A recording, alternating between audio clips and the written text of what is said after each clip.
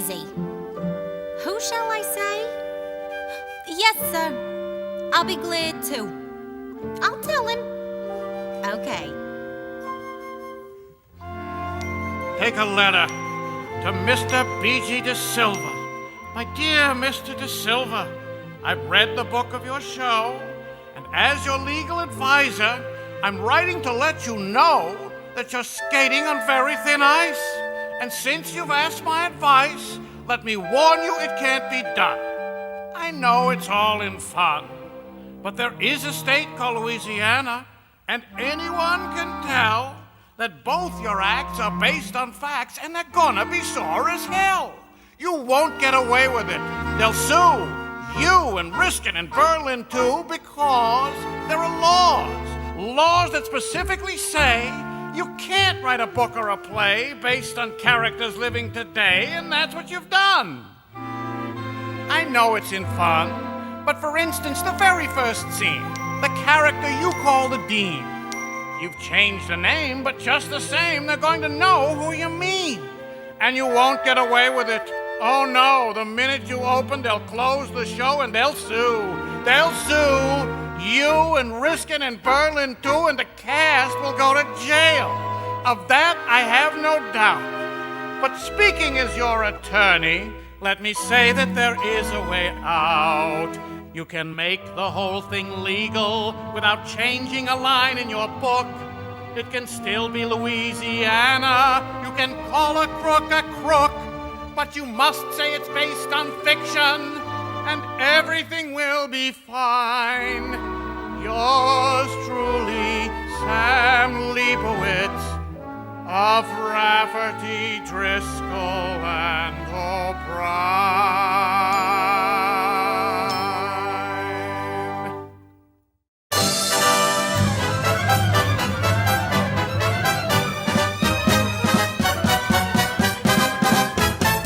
Start the show, we'd like to have you know the characters portrayed in our musical charade have not been based on persons living or dead. They've all been made up out of the author's head. Instead, the things that we reveal never happened, they're not real, in spite of what you've heard or what you've read.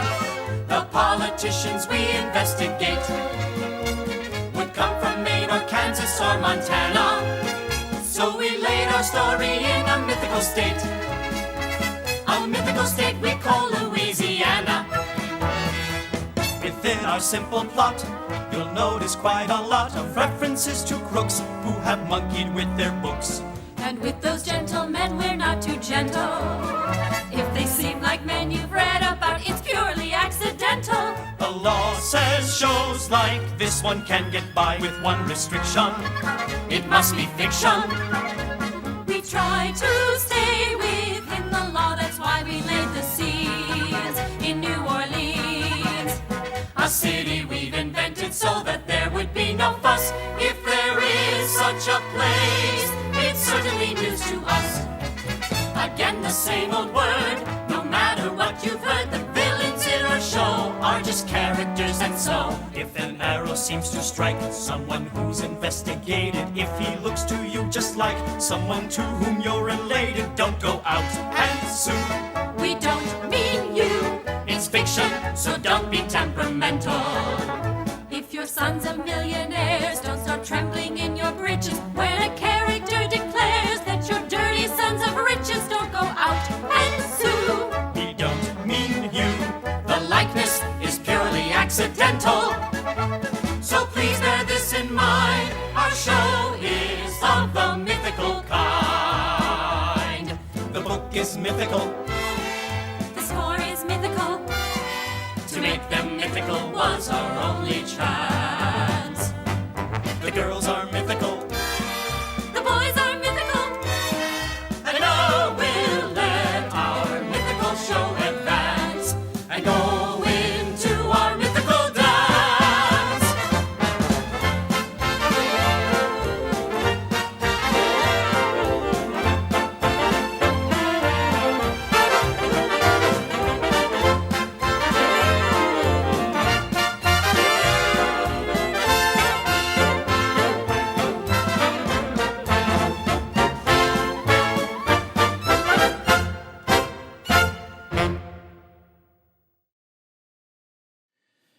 Hi, I'm Michael Weber, Artistic Director of Chicago's Porchlight Music Theater.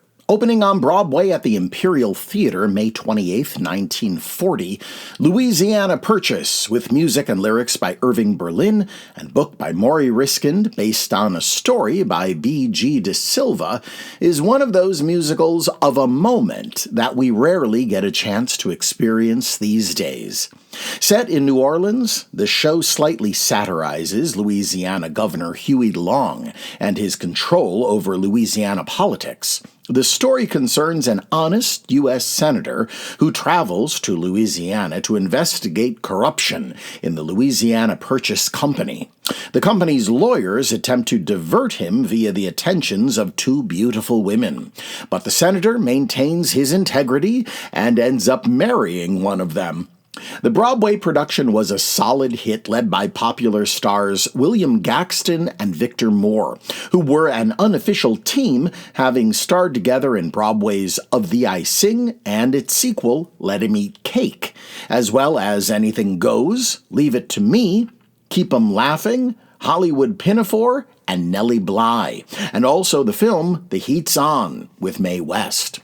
The Broadway production of Louisiana Purchase ran until June 14, 1941. On December 31, 1941, the Paramount Pictures film adaptation of Louisiana Purchase premiered in movie theaters, with actors Vera Zorina, Irene Bordoni, Charles Latour, and Victor Moore all repeating their stage performances on film. William Gaxton was replaced in the movie version by the then hugely popular Paramount star and Broadway musical veteran Bob Hope. Radio's Screen Guild Theater presented popular films in radio adaptations, frequently featuring the original stars of the movie recreating their performances live on the air. In the case of Louisiana Purchase, Bob Hope was unavailable, so, in the producer's wisdom, and as our good luck would have it, they engaged William Gaxton to substitute for Bob Hope and recreate his Broadway performance for the radio audience. As there was no original cast album of Louisiana Purchase, this is a rare opportunity for us to experience Gaxton and Moore together in this show. Unfortunately, the radio broadcast excised much of Irving Berlin's musical content, so as with our opening, we will pepper in songs from the 1996 Carnegie Hall concert recording throughout. Here now on the February 22nd, 1943 episode of Screen Guild Theater are the stars, Victor Moore and William Gaxton, with Annabella in Louisiana Purchase.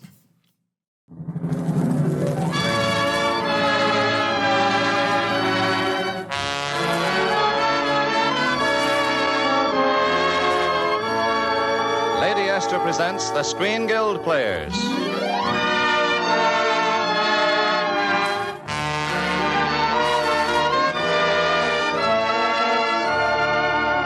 The Screen Guild play tonight, Louisiana Purchase. The starring players. This is Victor Moore. This is Annabella. This is William Gaxton.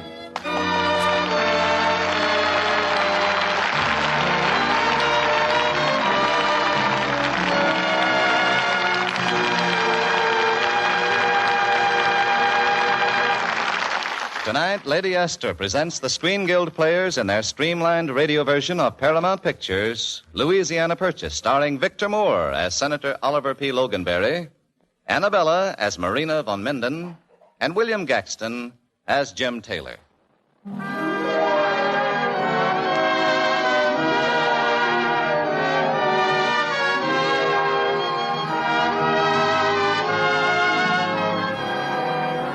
The story we're about to tell might make some people mad as... Well, we simply couldn't say it on the air. Unless it's clearly understood, our characters, both bad and good, are fictional, as is the whole affair. We hope that none of this is misconstrued. Our author is averse to being sued. In New Orleans, Louisiana, a senator from Indiana, or possibly Connecticut or Maine, got off the train. Loganberry Oliver P. went down from Washington, D.C., and prison terms for crooks were on his brain. That's very plain. I'll hang that gang from every tree and steeple because they're stealing money from the people. But Loganberry doesn't know that gang of crooks who got the dough have tricked Jim Taylor so he takes the rent. They set a trap. It's true, although the senator has blamed me, the Louisiana Purchasing Company framed me. Through his power of attorney, while our Jim was on a journey, the crooks made Jim the company's president without consent. I'd hate to spend my future in a prison, and every guy must save himself and his'n. To save himself from standing trial and winding up in durance vile, Jim had to cut the senator to his size by compromise. So Jimmy hired a girl, Marina. She's an Austrian Sirena. Just to compromise poor Loganberry, although he's wary. I wouldn't, but my mother needs the money. And besides, I think Jim Taylor is a honey. Well, that's the background of this tale. Jim Taylor's sure to go to jail if Loganberry isn't compromised and publicized. And as the curtain's rising, Loganberry's compromising with Marina. A private room for dining is the scene. Gee, look at my watch, Miss Van Menden. It's 20 after 8. Oh, is that so late, Senator Loganberry? Late? Why, by that time, I'm usually in bed with half my sheep counted. Say, are you sure Jim Taylor's going to meet me here? Oh, but certainly, Senator Loganberry. Pardon me, what sort of an accent is that you have? Oh, that's Viennese. What sort of an accent is that you have? Oh, that's not an accent. That's just how a guy talks when he runs out of blood. Do you live here with your family? No, my mother is still in Austria. I can't get her over yet. Why not?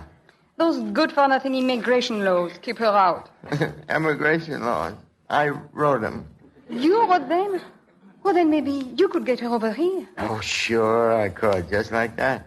Oh. I'll send a wire tonight. She can come over as a visitor under my protection. How's that? Oh, Senator Loganberry, I can never thank you enough. I must kiss you. Oh, boy. Now a 4F knows what a 1A feels like.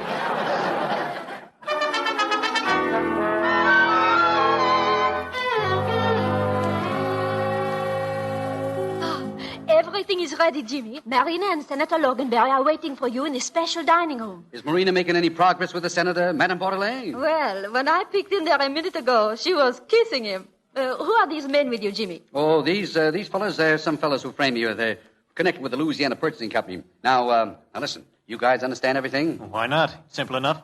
We pretend we're waiters until we get Loganberry stiff. Then we take pictures of this Marina girl sitting on the senatorial lap. Right. Now, you and the colonel stay out here and load the cameras while I go in and load the senator. And don't forget, my name is Jocks. So don't call me Jimmy. All right, Jimmy. Now, Jocks, now listen. Now get out of sight and stay there until I come back. And keep quiet. They're right in the next room. Come in. Senator Loganberry. Yeah? I have the honor to present myself. I am Madame Bordelais, a head waiter. I am a Jocks. Hi, Jacques. While you're waiting for Mr. Taylor, wouldn't you and the young lady like something to drink, Senator? Well, I guess I could use a drink. I only drink hot water. Will you have some, Marina? Hot water? Yeah. No, thanks. I just had my bath. Well, this hot water isn't for bathing. It's for drinking. No, thanks. I do not like it. Well, could I offer you something else? Some cold water, maybe. Is it what you like to drink? Water? Well, what I really like is 7-Up, but I can't drink it. Those darn bubbles keep knocking me down. Okay, Senator, I bring you some very special hot water and the cold water for the lady. Listen, come here. Have you guys got that hot gin ready yet? Certainly, my boy. And very good, too. Now, did you load it with lemon so we can't taste the gin? You know, the senator teetotaler, you know. Yes, even Junior couldn't taste the gin, and he hasn't tasted anything else in 12 years. Now, give me the bowl, all right, and follow me in. Bring your cameras, and as soon as I fill the senator, you can start snapping the pictures. Here's the glass of water, Senator.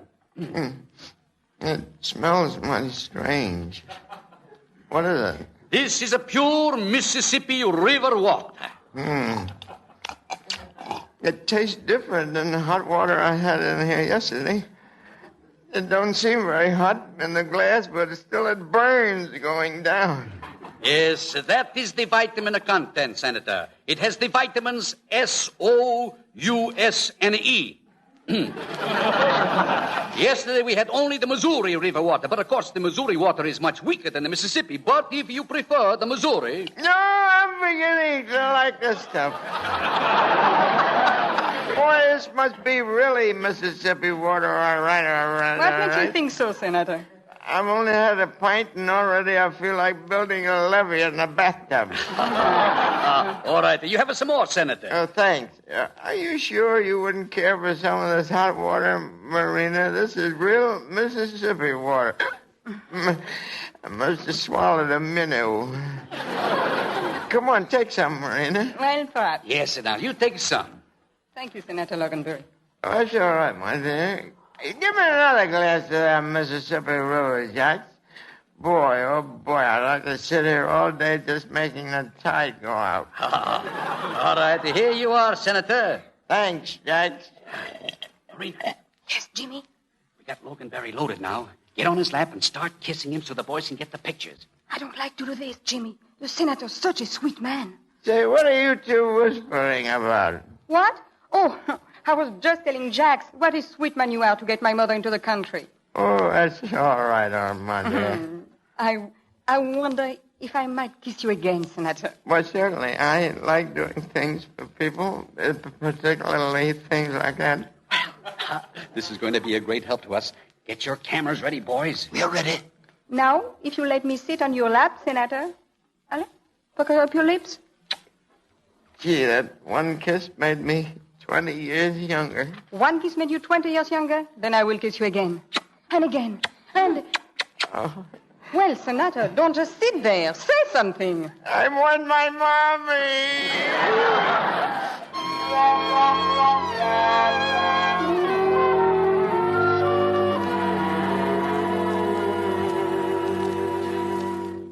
Oh, Jimmy, I feel so badly about those pictures we took of poor Senator Loganberry last night.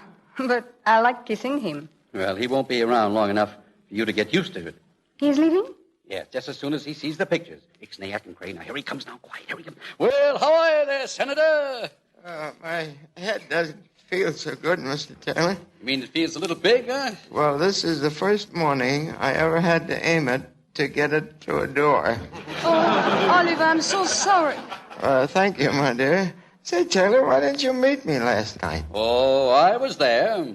You were? I don't remember seeing you. Well, you probably don't remember a lot of things that happened last night. You were not yourself, Senator. I wasn't? I wonder who I could have been. Well, just so you'd know, I took a few pictures, Senator, just for identification. Now, take a look at this. That looks like a drunk. Well, wait a minute. That looks like me. Yeah, it's either you or a reasonably plastered facsimile. But I was never drunk. I never had anything to do with liquor my whole life. Well, then how did the girl get on your lap? Listen, with my lap, you can sit down anywhere in the room, and you're on it. All I had last night was some Mississippi River water. I got a witness. Well, I'll take this picture and give you 3 witnesses and 6 points. But your own secretary can... That girl in the picture sitting on my lap. Marina, that's you. I'm sorry, Senator Loganberry. Oh, I begin to get it. It was all a frame-up.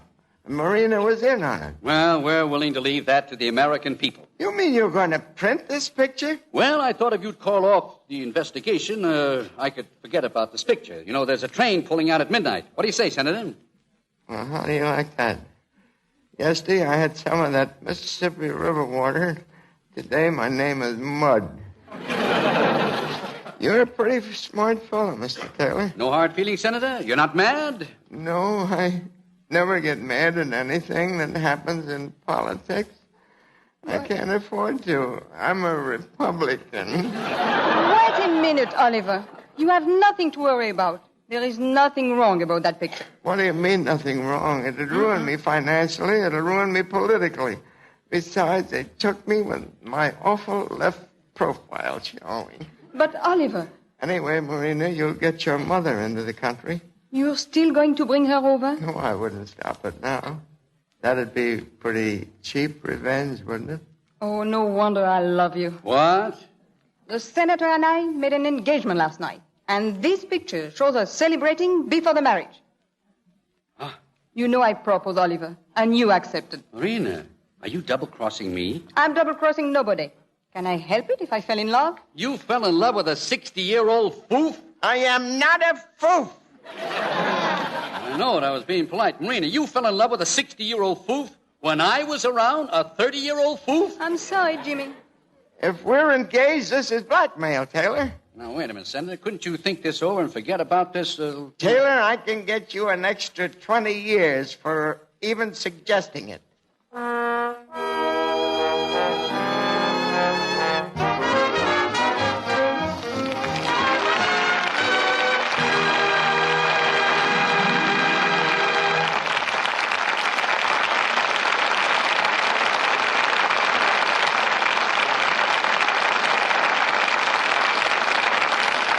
And so the curtain falls on the first act of Louisiana Purchase, starring Victor Moore, Annabella, and William Gaxton. Before we begin our second act, a word from our hostess, Lady Esther. There's a famous doctor in New York, a psychiatrist, who says that lipstick is like laughter and face powder is like a tonic for the mind. He says that as a woman stands before her mirror applying cosmetics, and as she sees herself becoming more attractive, a change, actually a chemical change, takes place in her. Seeing herself look better makes her feel better. And so, concludes this doctor, who's made a life study of the human mind, using powder and makeup is good for a woman. Good for her in more ways than one. Now, if that's true of ordinary powder, it's especially true of Lady Esther face powder. Surveys show that more women use Lady Esther face powder than any other kind, because, they say, it's the most flattering powder they've ever used. But flattery is such a difficult word to explain. It's something you must see for yourself. Yes, you must see with your own eyes how Lady Esther face powder hides little lines and blemishes, actually covers up those tiny lines, and makes your skin look so much smoother and fresher.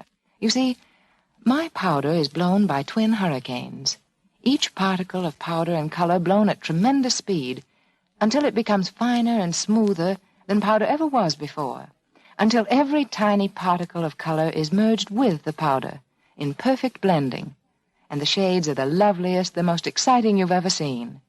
So if you want to see a real change in your appearance as you stand before your mirror, if you want to get a new lift out of the way you look, just try Lady Esther face powder. You'll see why so many women call it the most flattering powder they've ever used. Hi, this is Porchlight Music Theater's marketing associate, Lobo Tate. If you value programming like this, please consider making a donation today at porchlightmusictheater.org. We appreciate your consideration, and we hope you enjoy the show. Louisiana Purchase, I'll tell you what it means. It means I'd like to sell you New Orleans. Come on, and you all can go to town, way down in New Orleans. Louisiana salesman with nothing in his jeans. That's why I'd like to sell you New Orleans. Come on, and do all the things there are to do in New Orleans. Where does that heat come from? That rhythmic beat come from? And that red meat come from? New Orleans, Louisiana Purchase. I told you what it means. So won't you let me sell you New Orleans? Come on, and you all can go to town, way down in New Orleans.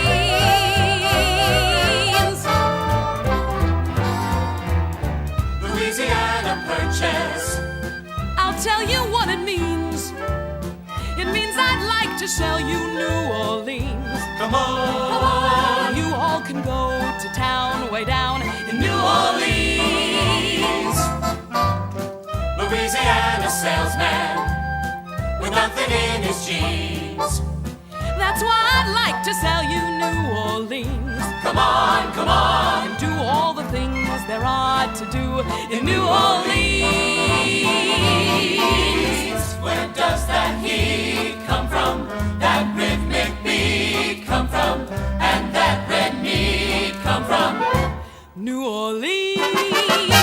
Louisiana Purchase. Louisiana. I told you what it means. Louisiana. So won't you let me sell you New Orleans? Come on, come on. And you all can go to town, way down in New Orleans.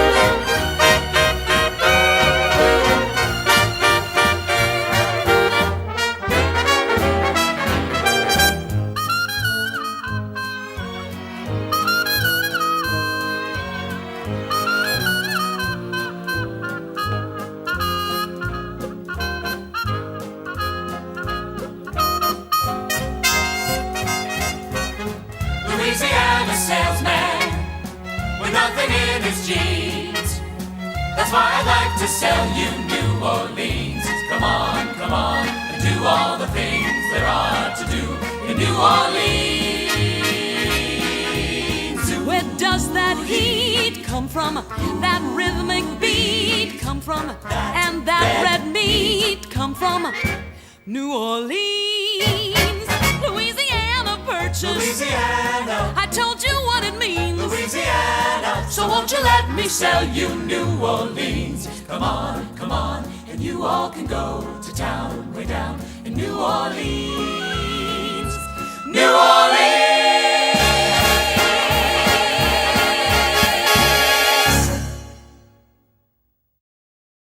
And now, the curtain is about to rise on the second act of Louisiana Purchase, starring Victor Moore as Senator Oliver P. Loganberry, Annabella as Marina von Minden, and William Gaxton as Jim Taylor.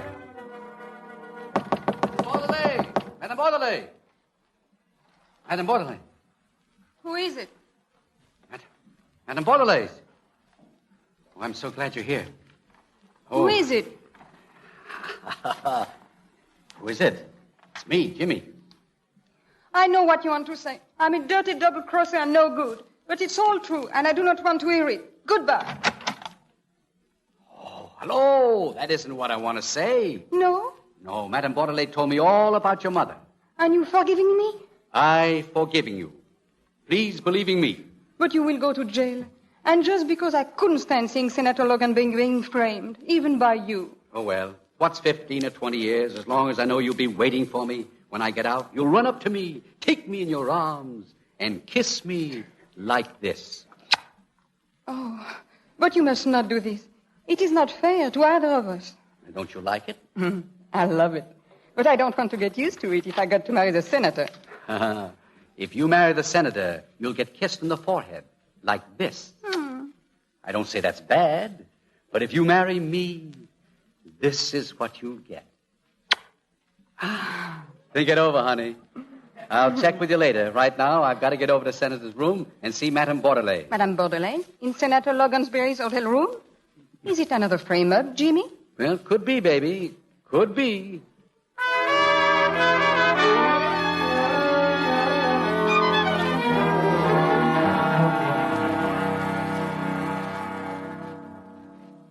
Well, Senator Loganberry, it looks pretty bad for you. Well, I didn't do anything, Mr. Taylor. I did absolutely nothing. This time, I didn't even drink Mississippi River water when I was doing it. Yet you admit Madame Bordelais was found here by the house detective. You know there's a federal law covering that. No, I helped pass it. Now, look, Senator, let's lay our cards on the table. After all, as a state representative, I can pull wires and straighten out this whole scandal. There's no scandal. Don't worry, there will be, unless you forget your investigation. Oh, I get it. This is another one of your frame-ups. Yes, Senator. Well, Mr. Taylor, just remember, you can fool all of the people some of the time. You can fool some of the people all of the time. But me, I'm always a sucker. And you give up? Certainly not. This time your trick won't work because I'm going to marry Madame Bordelais, and a wife can't testify against her husband. What? You can't do this to me? Can't I? I never passed a law prohibiting marriage.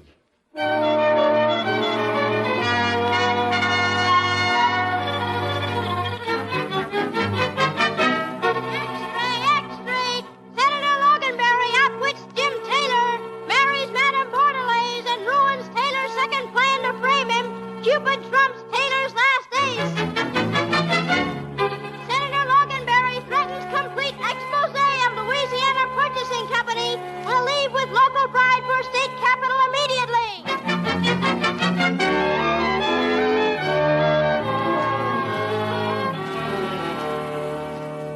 Madame Bordelais, Maudie, where are you? Oh, Jimmy. Oh, I'm so happy to see you, Jimmy. Marina, where's Madame Bordelais? She and the senator have left on their honeymoon, Jimmy. They are going to Baton Rouge. And now we can... Baton Rouge? Then he's going through with his investigation, and I'm going to Leavenworth. Now that he's gone, Jimmy, you can make marriage with me. We can be so happy forever and ever. Oh, sure. You don't seem very happy and delighted, Jimmy. Oh, I'm happy and delighted, all right. I wonder if we'd be able to see Niagara Falls from Leavenworth. I don't care about Niagara Falls. We'll go where you want to go. If you like Leavenworth better, we spend our honeymoon in Leavenworth. I don't know. I kind of hate to go to jail on a honeymoon. You know, there's no privacy. But, Jimmy, you won't ever have to go to jail. You mean I got a 4F from the parole board? I just got a beautiful idea, Jimmy. We have to go to the state capitol right away. Then you are going to do what I saw Jimmy Stewart do in a moving picture. What do you mean? When Senator Loganberry tries to bring these charges against you at the state capitol, you will get up and filibuster. Filibuster? Filibuster? Oh, you mean filibuster? You know, talk a lot. Oh, you spill a mean mouthful yourself, baby. You just keep talking until Senator Loganberry has to leave. He can't stay very long because he has to get back to his own state to run for re-election. He told me so when we were engaged. Then throw yourself into some traveling clothes, baby. We're on our way to Baton Rouge.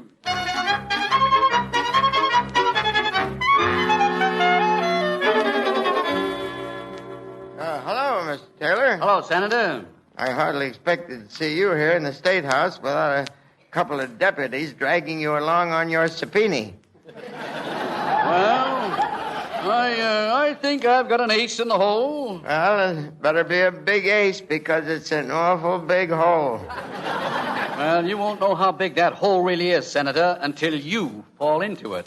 Well, no matter who wins, Mr. Taylor, I still want to thank you for everything you did for me. After all, without you, I never would have been married. And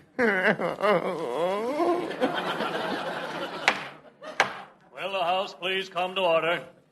Next on our agenda, gentlemen, are certain charges brought against the Louisiana Purchasing Company and members of the local government. Charges brought by Senator Oliver P. Loganberry. Mr. Speaker. The chair recognizes the gentleman from New Orleans. But, Mr. Speaker, I raised my hand before he did. Besides, I'm bringing the charges. Don't worry, Senator. This filibuster won't last forever. Did you say filibuster? That's right, Senator. I'm going to be talking from now on. Gentlemen, I want to start this auspicious occasion by reading a few thousand words on the glories of the South. Gone with the Wind by Margaret Mitchell. Page 1, chapter 1. Second day of filibuster by finishing Gone with the Wind. Start some Sears Roebuck catalog. Have you ever stopped to think of what the mail order catalogs have meant to this nation, gentlemen? They brought light, learning, and lingerie to every village and farm in America. These books taught America the difference between a front lacer and a back lacer. Here, for instance, on page 199 is a splendid front lacer for $2.95. Pre-strunk rayon lace around the edges and no way stretch. Gorgeously styled. This is your news reporter, Truman Bradley. Jim Taylor's filibuster has been going on now for 3 days. He has read through the entire Sears Roebuck catalog, a world almanac, and is now working on the settlement cookbook. Now, you take 3 eggs and separate the whites from the yolks. Or if you wish, separate the yolks from the whites. Then take a tomato. Ask if she's got a friend. Take a tomato. Telegram for Senator Loganberry. Telegram for Senator Loganberry. Right here, son. What's wrong, Senator? Did someone repeal a law on you? According to this wire, Mr. Taylor, the FBI has apprehended your former partners. They've admitted that you were the innocent victim of a frame-up. Now, you aren't by any chance trying to make me the innocent victim of another frame-up, are you, Senator? None at all. I'm going to turn over all the evidence I've gathered and let your state legislature prosecute those crooks. Well, that's mighty white of you, Senator.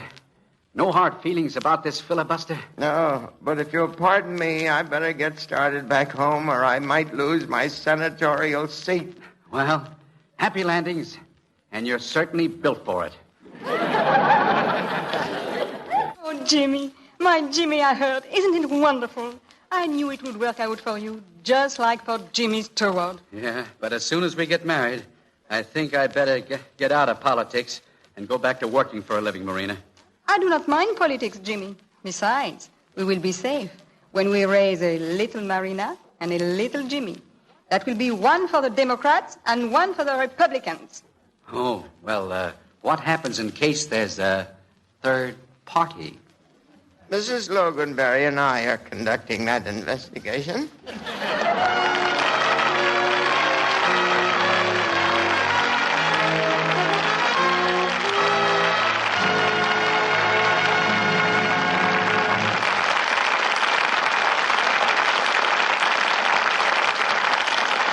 Thank you, Victor Moore, Annabella, and William Gaxton, for your splendid performances in Paramount's Louisiana Purchase.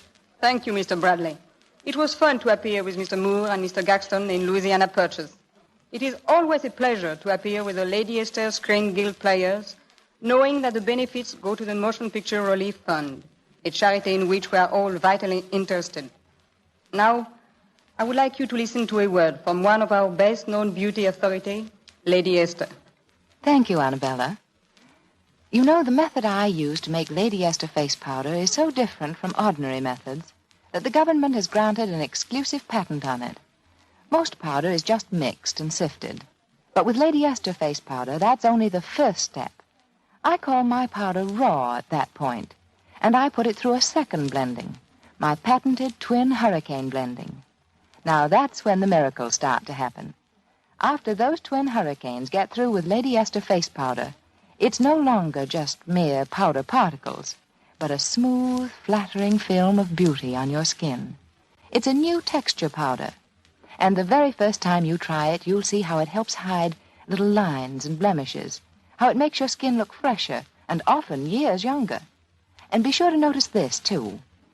Notice that the shades of Lady Esther face powder have a richness and warmth you just don't find in ordinary powder shades. That's because the color is blown in, not just mixed in. You just have no idea how many compliments you'll get on your skin the very first time you change from ordinary powder to flattering Lady Esther face powder.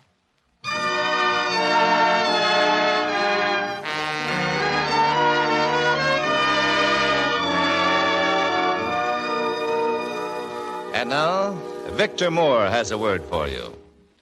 Next week, Lady Esther will present one of the most beautiful and heartwarming stories that has come out of this war. This, above all. And it stars Virginia Bruce and Herbert Marshall.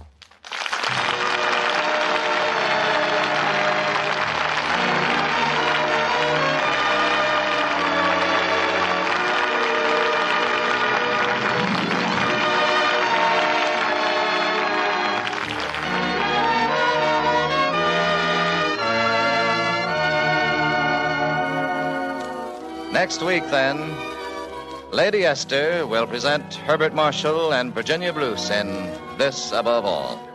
Be sure to listen. Annabella will soon be seen in the 20th Century Fox picture, Tonight We Raid Calais.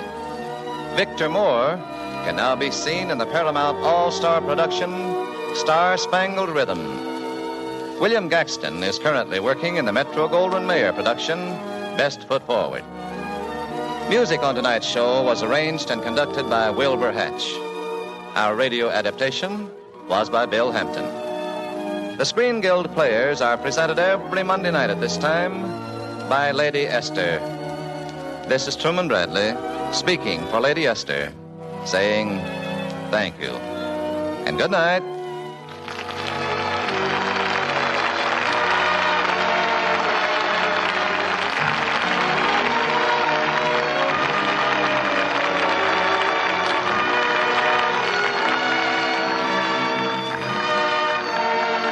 This is the Columbia Broadcasting System.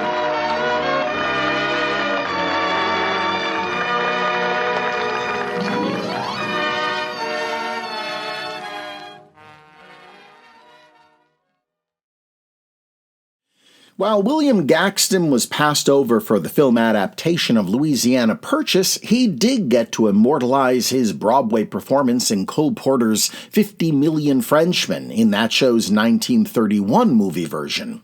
On radio, Gaxton starred in Broadway Showtime, a 30-minute musical drama that ran on CBS from December 27, 1943 to June 26, 1944.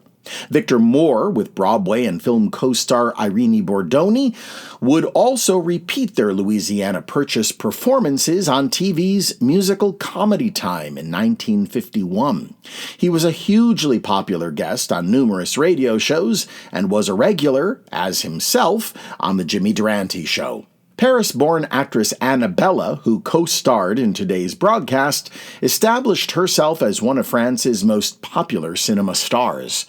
Under contract to 20th Century Fox, she traveled to America and appeared in the film Suez in 1938 with Loretta Young and Tyrone Power. Her off-screen romance with Power was widely reported by film magazines of the day. Darryl F. Zanuck, movie mogul at 20th Century Fox, did not want his matinee idol married. He offered Annabella a multi-movie deal that would take her overseas. She refused to leave Power, and on completion of Suez, she returned to France to obtain a divorce from her then-husband, Jean Marat. Power and she married on April 23, 1939. Love. Love is beautiful. Love is swell. Love is as sweet as a nut. Love is grander than tongue can tell. Love is remarkable, but look at what it did to Romeo. It dealt poor Romy an awful blow. If love could do that to Romeo, what chance have I with love? Look at what it did to Anthony. It made a mark out of Anthony. If love could do that to Anthony, what chance have I with love? Look what it did to Samson. Till he lost his hair, he was brave. If a haircut could weaken Samson, they could murder me with a shave. Louis number 15, King of France. They say he suffered with each romance. If love kicked him in the royal pants, what chance have I, an ordinary guy? What chance have I with love? Look what it did to Adam. From that bite he could not escape. If an apple could finish Adam, they could knock me off with a grape. Miss Lucretia Borgia, deep in sin, she'd poison her lovers when they dropped in. If they wound up with a Mickey Finn, what chance have I, an ordinary guy? What chance have I with love? Look what love did for Reno. It put Reno on the map. When a woman goes to Reno, it's because some man is a sap.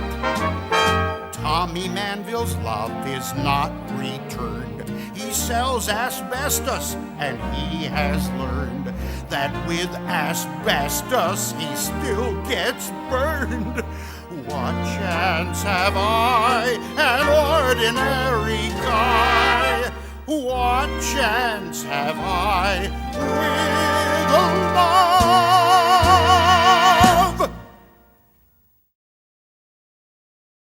Theaters across the country need your support now, more than ever. We hope you'll consider a donation to Porchlight Music Theater today. Just go to porchlightmusictheater.org. Until next time on Classic Musicals from the Golden Age of Radio, I'm Michael Weber.